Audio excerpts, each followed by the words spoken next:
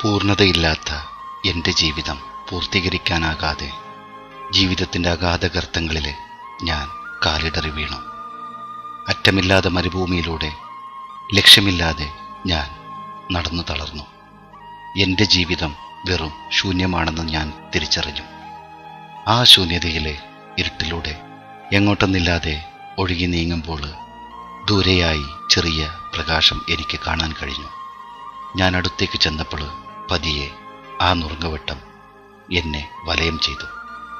ഞാൻ താഴ്ന്നുപോയ ഗർത്തങ്ങളിൽ നിന്നും അതെന്നെ കൈപിടിച്ചുയർത്തി. ഞാൻ തളർന്നു വീണ മരുഭൂമികളിൽ പച്ചപ്പ് നിറച്ചു. ആ കൈകളിൽ ഞാൻ മുറുകെ പിടിച്ചു.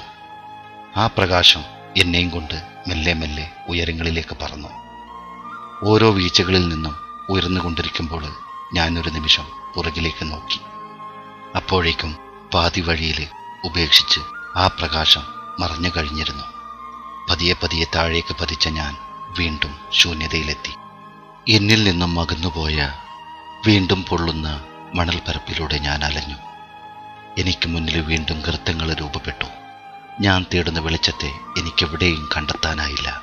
എന്നിൽ നിന്നും ആ പ്രകാശത്തിലേക്ക് ജന്മാന്തരങ്ങളുടെ ദൂരമുണ്ടെന്ന് ഞാൻ അറിയുന്നു.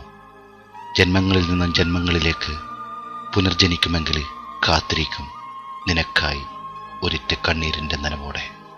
സ്നേഹത്തോടെ നിങ്ങളുടെ സ്വന്തം അസ്ലം ചട്ടഞ്ചാൽ. ഒറ്റപ്പെട്ട സമയത്ത് തനിക്കരികിലെത്തിയ കൂട്ടുകാരനെക്കുറിച്ച് ഷാ മുടിക്കോട് എഴുതിയ അകന്നുപോയ പ്രകാശം എന്ന കഥയുടെ ശബ്ദ ആവിഷ്കരണമാണ് നിങ്ങൾ കേട്ടത്. അവതരണം അസ്ലം ചട്ടഞ്ചാൽ.